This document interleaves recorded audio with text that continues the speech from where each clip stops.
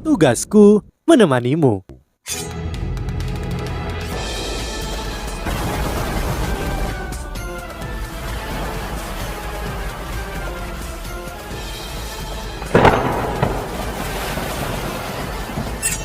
Hai sahabat Pasuk, kembali lagi bersama alur cerita versi novel Solen 2 Sekte Tang yang tak tertandingi.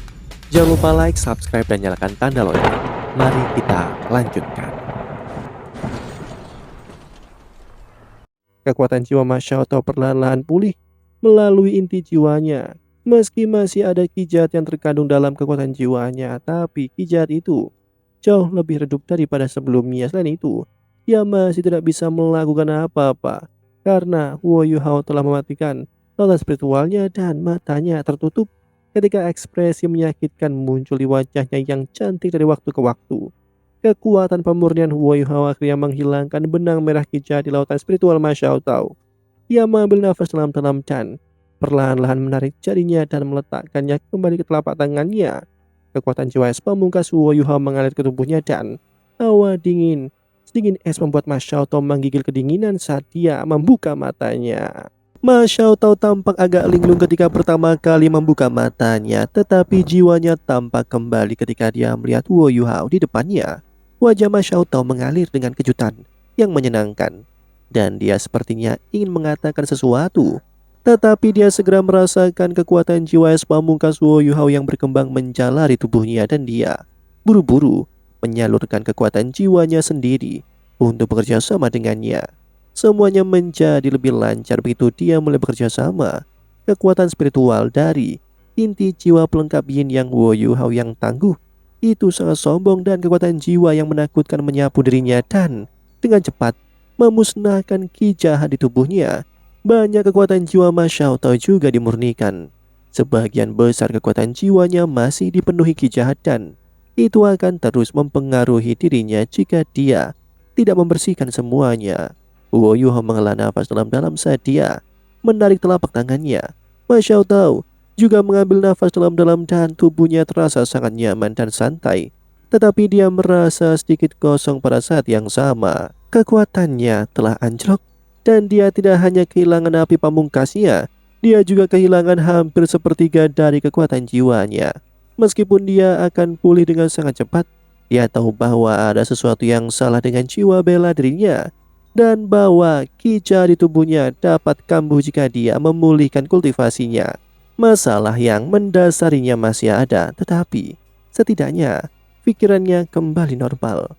Cahaya melintas di tangan Huo Yuhao pada saat ini ketika kotak giok muncul di tangannya. Kotak terbuka dan pasta merah keemasan yang menyerupai madu muncul di depan Mas Xiaotao.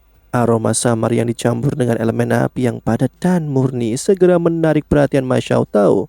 Huo Yuhao mendatangi Mas Xiaotao dan dia memasukkan karet berkobar di dalam kotak ke mulut Mas Xiaotao.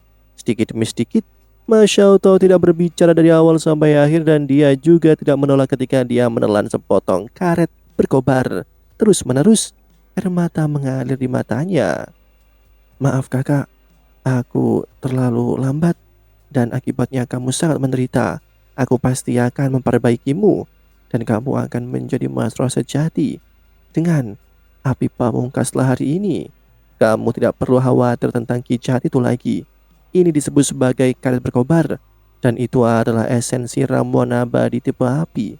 Itu hanya akan muncul setelah setidaknya selama 10.000 tahun. Mas Xiaotao merasakan karet berkobar di perutnya ketika elemen api tebal naik dalam tubuhnya dan kelemahan yang dia rasakan segera digantikan oleh perasaan bengkak. Warna merah kemerahan yang indah terpancar di sekujur tubuhnya saat elemen api tebal itu terus membengkak dan beriak. Huo Yuhao tidak bisa membantunya lagi karena es pamungkasnya hanya akan menjadi kontraproduktif jika dia menyuntikkannya ke tubuhnya sekarang. Bagaimana Mas Xiaotao akan muncul dari kepompongnya adalah tergantung pada proses kultivasinya sendiri. Huo Yuhao tidak meragukan potensi karet berkobar. Dia telah meremas aprikot halus berkobar hanya untuk ini dan esensi monstro 100.000 tahun harus cukup untuk membantu Mas Xiaotao memurnikan jiwa bela dirinya. Mas Xiaotao dengan cepat memasuki meditasi dan Huo Yuhao akhirnya menghela nafas lega. Dia akhirnya berhasil merawat kakak perempuannya yang merupakan salah satu harapan terbesarnya. Huo Yuhao tidak pergi, tetapi sebaliknya duduk di hadapan Ma Xiaotao dan diam-diam menyalurkan kekuatan jiwanya sehingga dia bisa pulih. Sementara dia juga melindunginya pada saat yang sama. Ma Xiaotao menyerap karet berkobar lebih cepat dari yang dia duga. Dan dia hanya membutuhkan waktu 2 jam sebelum auranya mulai berubah secara drastis. Suhu di sekelilingnya mulai naik terus-menerus dan tanah di bawah kakinya berubah menjadi merah tua. Cahaya merah keemasan bersinar 20 meter di sekelilingnya dan berdenyut dengan nafasnya. Huo Yuhao terpaksa mundur lebih jauh karena aura panas itu, sehingga dia tidak akan terpengaruh. Sebuah teriakan Phoenix menggema di langit saat sepasang sayap Phoenix emas merah terbentang di belakang punggung Ma Xiaotao. Ya, sayapnya berwarna merah keemasan, tidak lagi merah tua. Saat aura berapinya melonjak ke langit, Ma Xiaotao mengepakkan sayapnya dengan keras saat dia mengangkat dirinya setinggi mungkin ke langit. Tampaknya ada matahari merah keemasan lain di langit yang menyinari bumi yang besar dan memicu longlongan penderitaan makhluk hidup yang tak terhitung jumlahnya pada saat yang bersamaan. Sinar matahari adalah bagian penting dari kehidupan untuk benua dahulu, tetapi sinar matahari yang intens hanya berarti kematian dan kehancuran di dalam demikian spektral ini. Sebagian besar makhluk mayat hidup jatuh ke tanah dalam ketakutan dan menunggu kekuatan destruktif dan apokaliptik ini turun ke atas mereka. Untungnya semuanya hanya sementara. Cahaya merah keemasan perlahan-lahan surut di langit dan rambut merah berapi-api Ma Xiaotao mendapatkan kembali warnanya. Setiap helai tampaknya terbentuk dari perhiasan merah yang disatukan. Ma Xiaotao secara bertahap melayang ketika dia tiba di depan Huo Yuhao. Huo Yuhao sudah berdiri dan dia menatapnya dengan senyum tipis di wajahnya. "Selamat datang kembali, saudari," kata Huo Yuhao sambil tersenyum. Ma Xiaotao membuka lengannya dan memeluknya. Ma Xiaotao mencium pipinya dengan keras ketika dia mendongak dan berkata, "Terima kasih adik kecil." Huo Yuhao menggelengkan kepalanya. "Tidak, aku sudah terlambat. Kamu tidak akan harus terlalu menderita jika aku datang lebih awal untukmu." Wajah Ma Xiaotao menjadi gelap. "Aku akan mengambil kembali apa yang menjadi kewajiban Gereja Roh Kudus padaku suatu hari nanti. Di mana kita mengapa ada begitu banyak makhluk hidup di sini? Lihat, aku akan menghabisi mereka terlebih dahulu." Dia berbalik dan hendak berjalan pergi saat dia berbicara. Pikiran Ma Xiaotao sudah pulih dan emosinya yang berapi-api juga kembali. Huo Yuhao buru-buru menariknya ke belakang saat dia menjelaskan secara singkat asal-usul demikian spektralnya. Dan baru saat itulah Ma Xiaotao berubah pikiran. "Ayo pergi kakak, semua orang di akademi khawatir akan dirimu. Dan ada beberapa hal yang harus aku tangani." Gerbang spektral hitam dibuka kembali saat Huo Yuhao membawa Ma Xiaotao kembali ke pavilion Dewa Laut. Pavilion Dewa Laut masih memancarkan cahaya keemasan redup dan pohon emas yang tinggi masih ada di sana. Segala sesuatu yang akrab dengan Ma Xiaotao masih ada di sini dan air mata jatuh dari matanya tanpa terkendali ketika dia melihat segala sesuatu saat dia berlutut di tanah. "Aku kembali. Akhirnya aku kembali. Aku akhirnya kembali ke rumah." Ma Xiaotao mulai menangis dan dia seperti pengembara yang telah kembali ke rumah pada saat ini. Dia sama sekali tidak tampak seperti Feng Hao dulu yang tangguh. Sekitar 10 tahun telah berlalu sejak dia ditangkap. 10 tahun itu berlalu seperti mimpi. Dia telah tenggelam dalam ki jahat dan dia telah melakukan pemusnahan dari awal sampai akhir. Dan dia tidak memiliki kendali atas pikirannya. Huo Yuhao telah menyelamatkannya di tengah jalan setelah beberapa waktu dan dia mencoba mengendalikan diri, tetapi dia tidak bisa melakukan itu sejak lama. Dia jatuh kembali ke siklus mengerikan. Pada akhirnya jiwa bela dirinya akhirnya disublimasi dan dia akhirnya menjadi maestro sejati dengan api pamungkas. Ki jahat tidak lagi menyebabkan masalah dan dia merasa seperti telah dilahirkan kembali. Huo Yuhao berlutut di samping Ma Xiaotao tetapi dia tidak berusaha menghiburnya. Dia telah sangat dipengaruhi oleh semua ki jahat selama bertahun-tahun dan emosinya telah terlalu banyak tertekan. Ini jelas bermanfaat baginya. Ma Xiaotao menangis selama 15 menit. Ada orang lain yang menangis pada saat yang sama, tapi itu bukan Huo Yuhao, sebaliknya. Itu adalah dekan Departemen Jiwa Bela Diri Akademi Shrek, Yan Shaoze, yang berdiri di depan pavilion Dewa Laut. Ma Xiaotou akhirnya menangis sampai dia sedikit lelah. Dia mengangkat kepalanya dan ketika dia melihat Yan Xiaoze, dia segera berseru di bagian atas suaranya. Guru. Ma Xiaotou berlari ke pelukan Yan Xiaoze dengan langkah cepat dan terus menangis tanpa terkendali. Yan Xiaoze telah membesarkannya sejak dia masih kecil. Mereka adalah murid dan guru yang sangat dekat. Yan Xiaoze tidak punya anak dan dia selalu memperlakukannya seperti putrinya sendiri. Dia tidak pernah menyerah mencari dirinya meskipun dia telah kehilangan selama bertahun-tahun.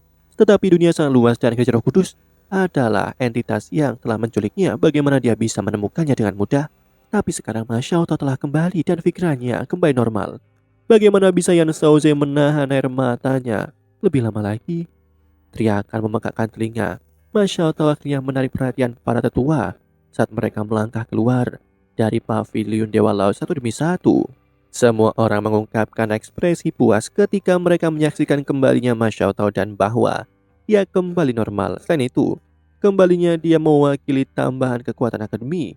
Mereka telah melihat kekuatan Ma Xiaotou selama pertempuran melawan Huo Yuhao. Meskipun dia masih lebih lama dibandingkannya, secara keseluruhan dia masih lebih berbakat daripada Zhang Lixuan. Ma Xiaotou hampir menjadi Dolo Transcendent. Dia telah menjadi salah satu siswa paling terkenal di halaman dalam sebelum dia ditangkap dan kembalinya dirinya sungguh luar biasa. Tepat ketika semua orang merasa bahagia dan bersemangat, Huo Yuhao diam-diam memasuki pavilion Dewa Laut dan berjalan ke kamar Tang Wutong saat dia duduk di sebelahnya dengan tenang. Aku ingin sendirian dengan Wutong sebentar. Apakah itu baik-baik saja, Xiao Xiao? Huo Yuhao bertanya dengan lembut. Xiao Xiao mengangguk ketika dia berbalik untuk pergi. Senyum tipis muncul di wajah Huo Yuhao saat dia menatap wajah pucat Tang Wutong yang mengerikan ketika dia berbaring tempat tidur. Dia dengan lembut menyisir rambutnya yang biru kemerahan sebelum mencium pipinya yang lembut. Aku telah melakukan semua yang aku bisa. Pasukan Kekaisaran Yu telah mundur dan saudari Xiaotou telah kembali. Dua keinginanku telah terpenuhi. Meskipun ada beberapa hal lain yang membutuhkan perhatianku, kamu lebih penting. Kita akan pulang sekarang. Kembali ke rumahmu. Tidak peduli apa yang harus dilakukan kedua pemimpin sekte itu terhadapku. Aku harus membantumu pulih. Jika tidak, maka aku akan pergi kemanapun kamu pergi. Aku tidak akan pernah meninggalkan sisimu lagi selama sisa hidupku. Tidak peduli apapun. Bahkan jika aku harus menjadi mayat. Huo Yuhao mengeluarkan selai kertas saat berbicara dan menulis beberapa hal sebelum meletakkan kertas itu dengan lembut di atas meja di sampingnya. Dia mulai melantunkan mantra dan gerbang spektral diam-diam terbuka. Ini adalah pertama kalinya Huo Yuhao menggunakan gerbang spektral di pavilion laut. Ini benar-benar karena dia tidak ingin membuat khawatir siapapun. Mungkin pergi begitu saja adalah pilihan terbaik. Ya bahkan tidak tahu apakah dia bisa kembali. Dia mengirim Tang Wutong ke demi pen spektral bersama dengan tempat tidur sebelum dia diam-diam meninggalkan pavilion laut. Dia menemukan Raja Beruang Es sedang beristirahat di sudut akademi dan mengirimnya ke DMP Spektral untuk melindungi Tang Wutong. Setelah itu dia meninggalkan akademi. Ketika Xiao Xiao datang ke kamar Tang Wutong, yang dilihatnya hanyalah selembar kertas putih. Segera, selembar kertas putih itu diberikan kepada Penatua Xuan. Penatua Xuan, kakak tertua, sesepuh dan rekan satu tim. Aku pergi bersama Tang Wutong. Wutong tidak dalam kondisi yang sangat baik. Tak satu pun dari kita yang tahu apa yang harus dilakukan. Aku membawanya untuk mencari dokter. Tidak peduli berapapun harga yang harus aku bayar, aku harus menyembuhkannya. Dia sangat penting bagiku. Jika dia tidak bisa pulih, aku khawatir aku tidak bisa menghadapi dunia ini dengan tenang lagi. Semuanya mohon berhati-hati. Dari Yu Hao. Demikianlah kisah untuk kali ini. Sahabat Pasuk, jangan sedih, jangan bimbang, apalagi galau. Karena aku kan selalu menemanimu.